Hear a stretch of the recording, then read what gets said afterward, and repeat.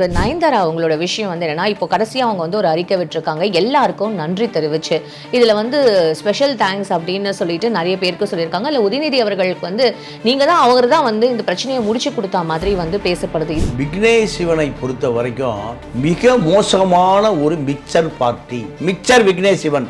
நான் என்ன கேட்கிறேன், உதயநிதி துணை முதலமைச்சர் மக்கள் ஓட்டு போட்டு தேர்ந்தெடுத்த அந்த சட்டமன்ற உறுப்பினர் சினிமா பஞ்சாயத்துக்கே நேரம் தெரியாது. விக்னேஷ் சிவனுடைய மிகப்பெரிய தைரியமே உதயநிதினு சினிமா உலகம் சொல்லுது. அவர் மிக்சர் விக்னேஷ் சிவன் சொல்றேன். ஏன் மிக்சர்? நீங்க ஒரு படத்துல ஒரு சீன் இருக்கும், கல்யாண வீட்டுல ஒரே கலாட்டாவா இருக்கும், ஒருத்தர் மட்டும் மிக்சர் சாப்பிட்டே இருப்பாரு. அவருக்கு தேவை மிக்சர் தான். விக்னேஷ் சிவனுக்கு தேவை மிக்சர் தான். நயன்தாராவை வைத்து பல கோடி பணம். 400 ரவுடி படத்துல தனுஷுக்கு 16 கோடி ரூபாய் நட்டம். 16 கோடிய 10 கோடி ரூபாய் திருடியதாக தனுஷ் சொல்றாரு. போலி கணக்கு எழுதி யாரு? விக்னேஷ் சிவன். 2வது 400 ரவுடி படத்துல நயன்தாரா கால் ஷீட். அப்ப அதுலதான் நீங்க லவ், நயன்தாராவுக்கு 6வது லவ். போன இன்டர்வியூல தான் நயன்தாராவுக்கு அவ்வளவு சப்போர்ட் பண்ணி பேசுறீங்க. இந்த இதுல வந்து நயன்தாராவை நீங்களே இப்படி பேசுறது நியாயம் இல்லம்மா. உண்மை தான் சொல்றேன். உண்மைகள் வந்து கொஞ்சம் வலிக்கும், உண்மைகள் கொஞ்சம் கசக்கும். ஆனா உண்மையை நான் பேசாம இருக்க முடியாது. யான் பெற்ற இன்பகம் வையகமும் பெருகவே. பிரபு எப்பவுமே அவங்க அப்பா மக 2 பேருமே ஷூட்டிங் ஸ்பாட்டுக்கு 15 பேர் சாப்பாடு அன்னை இல்லத்திலிருந்து வரும். அதுதான் நீங்க பிரபு பார்த்தாலே தெரியும், டிஃபன் கேரியர் மாதிரி இருப்பார். இந்த சாப்பாடை ஷூட்டிங் ஸ்பாட்ல எல்லாரும் கொடுக்க சொல்லி பிரபு கொடுத்தா பார்சல் பண்ணி வீட்டுக்கு கொண்டு போயிருவாராம். யாரு? விக்னேஷ். தனுஷ் நயன்தாரா தொடர்பை துண்டித்தது விக்னேஷ் சிவன். என்னுடைய படம், நானே ப்ரொடியூசர், என்னுடைய உழைப்பை சுரண்டி என்னுடைய பணத்தை சாப்பிட்டு என்னை ஒழித்ததே விக்னேஷ் சிவன் தான் சொல்லி புகார் சொல்றாரு தனுஷ். விக்னேஷ் சிவனுடைய உதவியாளர் எந்த ஆணுக்கும் வாய்ப்பே இல்லை. எல்லா உதவி இயக்குனரும் பெண்கள் தான். விசாரிச்சுக்க, நான் சொல்றதுன்னா நான் பொய்யா சொல்ல, நீங்க விசாரிச்சுக்க. நீ இதுவரை எத்தனை உதவி இயக்குநர்களை தயாரிச்சிருக்க? உதவி இயக்குநர்கள் உன்னால் உருவாக்கப்பட்ட ஆட்கள் கூட கிடையாது விக்னேஷ் சிவனால. ஒரே காரணம் நயன்தாரா இருக்காங்க. பலாயிரம் கோடி அந்த அம்மா சொத்து இருக்கு. விக்னேஷ் சிவனுக்கு இலக்குவே தவிர நயன் இலக்கு அல்ல. ரஜினியை வச்சு எப்படி லதா பணம் பண்ணுகிறார் ஏடிஎம் மிஷினா, அதே போல நயனை வைத்து நீங்க பணம் பண்ணுகிற ஏடிஎம் மிஷினா பயன்படுத்துகிறவர் தான் இந்த விக்னேஷ் சிவன். லயனை மோதினால் வெற்றி பெற்று விடலாம், ஆனால் நயனோடு மோதினால் வெற்றி பெற முடியாது. என்ன நயன் லயனை விட பெரியாளா? காரணம் இந்த மிக்சர் பார்ட்டி.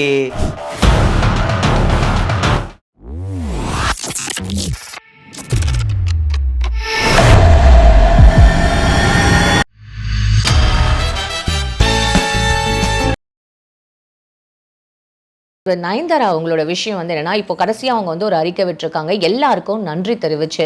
இதுல வந்து ஸ்பெஷல் தேங்க்ஸ் அப்படின்னு சொல்லிட்டு நிறைய பேருக்கு சொல்லியிருக்காங்க. இல்ல உதயநிதி அவர்களுக்கு வந்து நீங்க தான் அவர் தான் வந்து இந்த பிரச்சனையை முடிச்சு கொடுத்தா மாதிரி வந்து பேசப்படுது. இதுக்கு சமூக வலைதளத்துல நிறைய பேர் சொல்றாங்க, துணை முதலமைச்சரா இருந்தது, இப்போ நீங்க நடிகர்ல இருந்து துணை முதலமைச்சரா இருக்கீங்க, ஆனா உங்களுக்கு நிறைய வேலைகள் இருக்கும்போது இந்த பஞ்சாயத்து நீங்க வரணுமா அப்படின்னு பேசுறாங்க. இது உண்மையா சார்?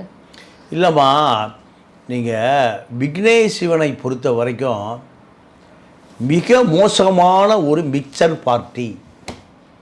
போண்டா மணி மாதிரி போண்டாவை சாப்பிடுவார். இல்லைம்மா, போண்டாவை சாப்பிடுவார், மிக்சர் சாப்பிடுவார். வேற ஒன்றும் நான் சொல்ல.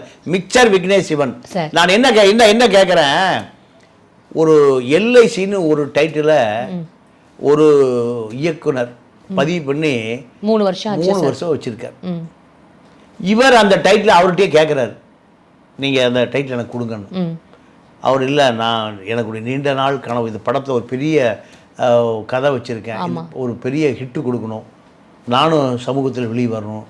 இவர் உடனே தயாரிப்பாளர் சங்கத்தில் சில கருங்காலிகள் இருக்கிறாங்க, அவர்கள் மூலம் இந்த டைட்டில் அவரே எல்ஐசி படத்தை அவரே பதிவு செய்ததாக அவரே அபகரித்து கொள்ளுகிறார். இவர் ஒரிஜினலாக வச்சிருந்த 3 வருஷம் வச்சிருந்தவர் சண்டை பிடிக்கிற போராடி எல்ஐசி எனக்கு தாங்கிறார். இந்த தைரியம் உனக்கு எங்கிருந்து வந்தது? உன்னுடைய மனைவி நயன்தாராவிடம் இருந்து வந்ததா? நீங்கள் 400 ரவுடி படத்தில் தனுஷுக்கு 16 கோடி ரூபாய் நட்டம். 16 கோடிய 10 கோடி ரூபாய் திருடியதாக தனுஷ் சொல்றார். போலி கணக்கு எழுதி யாரு? விக்னேஷ் சிவன். 10 கோடி ரூபா போலி கணக்கு எழுதி உன்னை ஒரு இயக்குனராக அறிமுகப்படுத்திய படம் தான் முதல் படம் போடா போடி ஓடலை. 2வது 400 அப்படி படத்தில் நயன்தாரா கால் ஷீட். அப்போ அதில் தான் நீங்கள் லவ், நயன்தாராவுக்கு 6வது லவ் அது. 5 லவ் தோல்வி. போன இன்டர்வியூல தான் நயன்தாராவுக்கு அவ்வளோ சப்போர்ட் பண்ணி பேசுறீங்க. இப்போ இந்த இதுல வந்து நயன்தாராவை நீங்களே இப்படி பேசுறது நியாயம் இல்லைம்மா? உண்மை தான் சொல்கிறேன். உண்மைகள் கொஞ்சம் வலிக்கும், உண்மைகள் கொஞ்சம் கசக்கும். ஆனால் உண்மையை நான் பேசாமல் இருக்க முடியாது. நான் பெற்ற இன்பகம் வையகமும் பெருகவே எனக்கு தெரிஞ்ச செய்தி உலகம் போல சொல்லிடுறேன். உண்மை தானே, 5 லவ் ஃபெயிலியர் தானே, அதை எப்படி நான் சொல்லாமல் இருக்க முடியும்? இது நீங்க வந்து நான் இதெல்லாம் சொல்லக்கூடாதா? அப்போ யார் சொல்றது? பக்கத்து வீட்டுக்கு ஆரம்பிச்சா சொல்ல முடியும். அப்போது இந்த சூழ்நிலையில்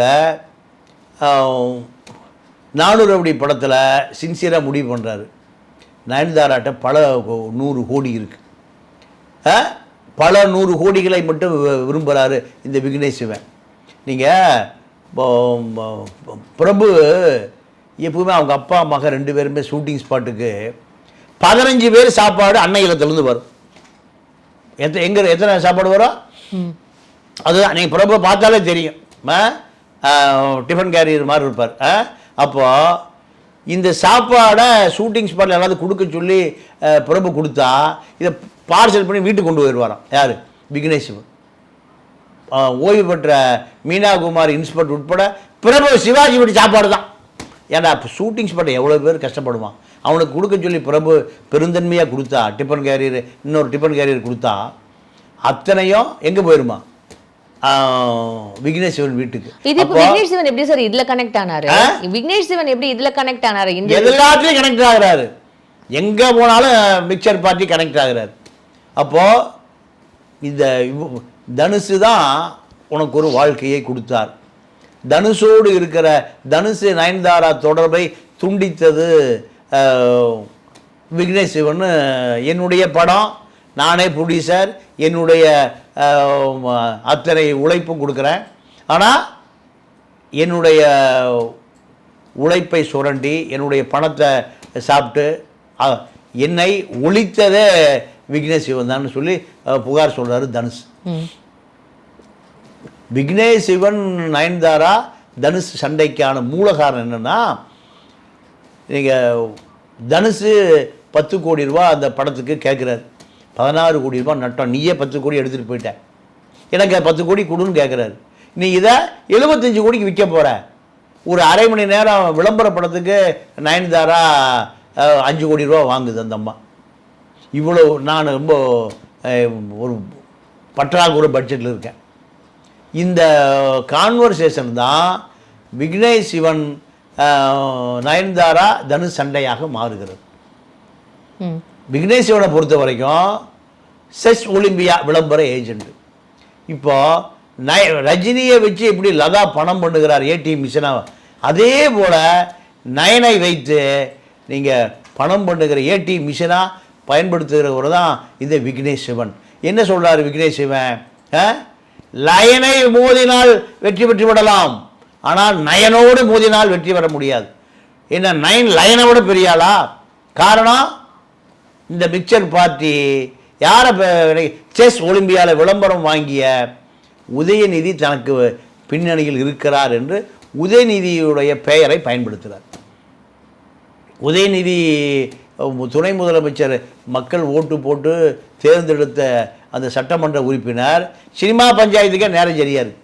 விக்னேஸ்வரனுடைய மிகப்பெரிய தைரியமே உதயநிதினு சினிமா உலகம் சொல்லுது. அதுதான் இப்போ அடுத்த படம் ஃப்ரெண்ட்ஸ் தானே சார்? இவங்க எல்லாரும் ஃப்ரெண்ட்ஸ். எதிரியா போயிட்டாங்களே. உதயநிதி அவங்களும் இவங்களும் எதிரி இல்லையே? யாரு? உதயநிதியும் விக்னேஷ் சிவன் நயன்தாராலாம் எதிரி இல்லையே? அவர்கள் தைரியத்துல தான் விக்னேஷ் சிவன் இவ்வளவு ஆட்டம் போடுறாருன்னு சினிமா திரையுலகம் சொல்லுது. இந்த நயனுக்கு எப்படி இந்த லைன் பலம் வந்தது, அது உதயாநிதி தான் காரணம்னு திரைப்படம் அத்தனையுமே இந்த லைனுக்கும் விக்னேஷ் சிவனுக்கும் பயப்படுவதற்கு காரணம் அரசியல் பின்னணி தான். இந்த அரசியல் பின்னணியை வைத்து கொண்டு தான் விக்னேஷ் சிவன் அத்தனை நிறுவனங்களையும் உடனடியாக பணம் பண்ணக்கூடிய வேலையை தொடர்ச்சியாக செய்கிறார். அதுதான் இவர் மற்றவர்கள் பாதிக்கப்படுகிறார்கள். இப்போ அவருடைய விக்னேஸ்வரனுடைய உதவியாளர் எந்த ஆணுக்கும் வாய்ப்பே இல்லை. எல்லா உதவி இயக்குனரும் பெண்கள் தான். விசாரிச்சுக்க, நான் சொல்றதுன்னா நான் பொய்யா சொல்ல, நீங்க விசாரிச்சுங்க. அப்போ நீ இதுவரை எத்தனை உதவி இயக்குநர்களை தயாரிச்சிருக்க? உதவி இயக்குநர்கள் உன்னால் உருவாக்கப்பட்ட ஆட்கள் கூட கிடையாது விக்னேஸ்வரனால். ஒரே காரணம் நயன்தாரா இருக்காங்க. நயன்தாராவை வைத்துக்கொண்டு நீங்கள் பல ஆயிரம் கோடி அந்த மாதிரி சொத்து இருக்குது. ஒரு படத்துக்கு 50 கோடி ரூபா போட்டால் ஏறக்கூடிய 20-30 படம் ஆனாலும் 1000 கோடி ஆகிப்போச்சு. இந்த 1000 கோடி தான் விக்னேஷ் சிவனுக்கு இலக்குவே தவிர நயன் இலக்கு அல்ல. இதுதான் நீங்கள் தனுஷ் தரப்பு, சிம்பு தரப்பு, பிரபுதேவா தரப்பு, அத்தனை தரப்பும் விக்னேஷ் சிவனை நோக்கி சொல்லுகிற குற்றச்சாட்டு இதுதான். இப்போ நீங்கள் வந்து அரசியல் பற்றி எல்லா விஷயமும் வந்து உங்களுக்கு தெரியும். ஆனால் சினிமாவில் கூட இவ்வளோ விஷயங்கள் வந்து எப்படி தெரிஞ்சு வச்சிருக்கீங்க? எல்லாமே நீங்களும் உட்காந்து இப்போ கேட்பாங்களா மக்களை? எப்படி சார் உங்களுக்கு எல்லாமே? அதாவது அரசியல் தெரிந்து கொள்வதற்கு நிறைய அரசியல் தொடர்புகள் இருக்குது. இப்போ சினிமா பேசாமல் நம்மளை யாரும் சினிமா பேசியே ஆகணுங்கிறாங்க. அப்போ நானே பல தொடர்புகளை வளர்த்துக்கிட்டேன். சரி, ஓகே சார். இப்போ என்னோட வயசான ஆட்கள் இருக்காங்கல்ல, பழைய ஆட்கள், அவர்களுடைய நட்பை சினிமாவில் புதுப்பிச்ச பிறகு பல அரிய தகவல்கள் வருகிறது. பல தகவல்கள் தெரியாத நம்ம. ஏன்னா அன்னைக்கு வந்து அச்சு ஊடகம் தான்.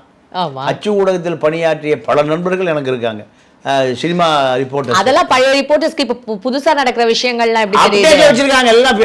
நீங்கம்மா இப்போ நான் எங்காவது ஒரு மூலையில படுத்து தூங்கிட்டு இருந்தா கூட இன்னைக்கு அரசியல் என்னன்னு தெரியல, தலை வெடிச்சிடும். நீங்க ஊறி போனதுனால. அதே போல சினிமா ரிப்போர்ட் நிறைய பேர் இருக்காங்க.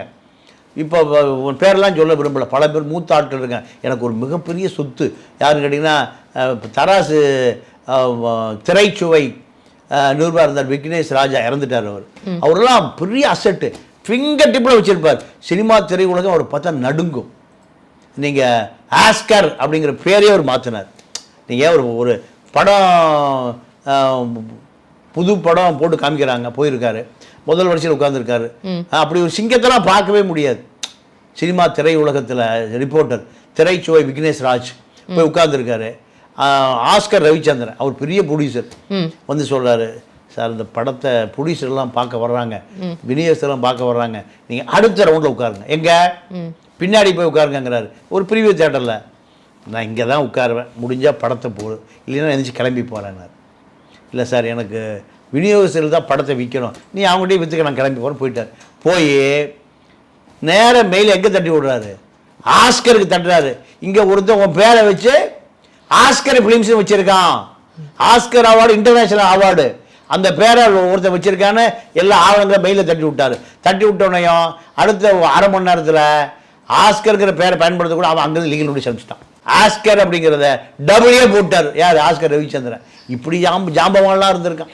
வாய்க்கு வந்தபடி எல்லாரையும் நீங்கள் வந்து இந்த மிக்சர் அப்படின்னு சொல்கிறது, இந்த போண்டா மணி அவரோடலாம் சொல்கிறது அப்படின்றதெல்லாம் வந்து ஒரு தப்பான ஒரு விஷயமா தெரியலையா சார்? போண்டா சாப்பிட்றது, மிக்சர் சாப்பிட்றது சார். போண்டா மணி எவ்வளோ பெரிய ஒரு நல்ல ஆக்டர். நான் போண்டா மணியை போல அவர் மிக்சர் விக்னேஷ் சிவன் சொல்கிறேன். ஏன் மிக்சர்? நீங்கள் மிக்சர்ன்னு சொல்லுங்கள். நீங்கள் ஒரு படத்தில் ஒரு சீன் இருக்கும், கல்யாண வீட்டில் ஒரே கலாட்டாவாக இருக்கும், ஆனால் ஒருத்தர் மட்டும் மிக்சர் சாப்பிட்டே இருப்பார். அவருக்கு தேவை மிக்சர் தான். விக்னேஷ் சிவனுக்கு தேவை மிக்சர் தான். நயன்தாராவை வைத்து பல கோடி பணம், 1000 கோடிகளுக்கு மேலே, சாதாரண அனிருத்துடைய நண்பராக தான் சினிமாவுக்குள்ளே வரார். பள்ளி நண்பர், கல்லூரி. இன்றைக்கி அவரோட நயன்தாராவை கட்டுக்குள் வைத்திருப்பதன் மூலம் பல 1000 கோடி. ஒரு காவல்துறை அதிகாரி மீனா குமாரினுடைய மகன் பல 1000 கோடி வச்சுருக்கார். நயன் அவருக்கு முக்கியம் இல்லை, மிக்சர் தான் முக்கியம். Fine sir. ஸோ இதெல்லாம் இப்போது ஒரு பக்கம் போயிட்டு இருக்குது. கடைசியாக ஒரு கேள்வி, இந்த கங்குவா படம் பற்றி நீங்கள் பார்த்தீங்களா அப்படின்றத எனக்கு தெரியல. ஆனால் அதுக்கு வந்து ஒரு நல்ல விமர்சனம் கூட இல்லை. அவங்க வந்து இந்த விமர்சனங்கள் ஏன் சூர்யா மேலே விழுந்ததுக்கான காரணம் என்ன அப்படின்னா, ஜோதிகா அவங்க வந்து நீங்கள் இந்த தஞ்சை பெரிய கோவிலில் அந்த கோவிலை பராமரிக்கிறதுக்கு பதிலாக நீங்கள் மருத்துவமனையில் இருக்கிற குழந்தைங்களுக்கும் ஏழைகளுக்கும் வந்து ஹெல்ப் பண்ணலான்ற ஒரு வார்த்தை சொன்னதும், ப்ளஸ் வந்து சூர்யா அவர்கள் ஏடிஎம்கே ஆட்சியில் இருக்கும்போது அந்த ஆட்சியை வந்து நல்ல எல்லா விஷயத்துக்காகவும் வந்து குரல் கொடுத்தவர். திமுக ஆட்சி வந்ததுக்கப்புறம் எந்த ஒரு குரலுமே கொடுக்கல. இந்த ஒரு தாக்கம் தான் வந்து அவரோட கடைசியாக 10 படமும் ஃப்ளாப் ஆயிருக்கு அப்படின்னு சொல்லிட்டு இப்போ ஒரு பெரிய வந்து பயங்கரமாக இந்த செய்தி பரவிட்டு இருக்கு. இது நடுவில் சூர்யா அவர்கள் வந்து இப்போ கோவிலுக்கு போய் இது பண்றது, அப்புறம் வந்து இது ஜோதிகா அவர்கள் வந்து ஒரு அறிக்கை விட்டாங்க, இது வந்து ஒரு நல்ல படம், மக்களாகிய நீங்கள் தான் வந்து அதை வரவேற்கல அப்படின்னு சொல்லிட்டு. இப்போ இது தொடர்ந்து இவ்வளவு மாதிரியான ஒரு விமர்சனங்கள் வந்துட்டே இருக்கே சார் அவங்க ஃபேமிலி மேலேயும். இல்லைவா, ஞானவேல் ராஜா ஒரு மோசடி பேர் வழின்னு திரைப்படத்துறையில் ஒரு பேர் வந்துருச்சு. ஆந்திரா ப்ரொடியூசரை வச்சு தான் அவர் படம் பண்ண வேண்டிய தேவை வந்துருச்சு. தமிழ் தயாரிப்பாளர்கள் பட்டியலில் இருந்த அந்த கிரீன் ஸ்டுடியோ, சிவகுமார் குடும்பம் மிகப்பெரிய விமர்சனத்திற்கு வருவதற்கு காரணம் ஞானவேல் ராஜா. நீங்கள் கங்குவா படம் பாகுபலியை போல இருந்தால் நீங்கள் கூவி கூவி அழைக்க வேண்டிய அவசியமே இல்லை. கங்குவா படம் ஒரு சரியான படமாக இல்லை என்பது தான். இப்போது பல படங்களுக்கு விளம்பரம் இல்லாமையே நீங்கள் ஒரு மிகப்பெரிய வெற்றி அடையுது. ஆனால் கங்குவா படத்தினுடைய கதை அமைப்பு, நடிப்பு அத்தனையுமே பேசு பொருளாக இல்லை. அதனால தான் இதுக்கு ஜோதிகா பம்பாய் போய் செட்டில் ஆனதுக்கும், ராஜராஜன் கோயிலில் போய் ஜோதிகா, இதுக்கு தொடர்பே இல்லை. நல்ல படம் யார் எடுத்தாலும் மக்கள் ஆதரவளிப்பாங்க. ஆனால் கிராமத்தில் சொல்லுவாள், செட்டி பெருசா சரக்கு பெருசான்னு. சரக்கு தாயா மிடுக்கா இருக்கணும், செட்டியார் மிடுக்கா இருந்து என்ன பண்றது? அப்போ படம் நல்லா இருந்தா அது கங்குவான்னு வச்சாலும் சரி, பொங்குவான்னு வச்சாலும் சரி, மக்கள் பார்த்துருப்பான். நீங்க கதையும் மக்களுடைய ரசனையை புரிந்து கொண்டவர்கள் தான் இந்த திரைப்படத்துறையில் வெற்றி பெற முடியும். இது எம்ஜிஆர் தான் தொடர்ந்து வெற்றி மீது வெற்றி வந்து என்னை சேரும், அதை வாங்கி தந்த பெருமை எல்லாம் உன்னை சேர, மக்களை தான் சொல்லுவார். அப்போ அதுதான் அன்றைய தேவை, அதுதான் அவரை முதலமைச்சராக்கிச்சு. இப்போ திரைப்படம் என்பது மக்கள் ரசிக்கக்கூடியதாக எடுத்து பழக வேண்டும். இதில் ஜோதிகா வருமானம், சூர்யா வருமானம், சிவகுமார் வருமானம் பல கோடி ரூபா போச்சு. குடும்பம் இப்போ எல்லாமே இப்போ தெருவில் கும்மி அடிக்க ஆரம்பிச்சிருச்சு. இது நல்ல திரைப்படங்களை மக்களுக்கு கொடுக்க வேண்டும்.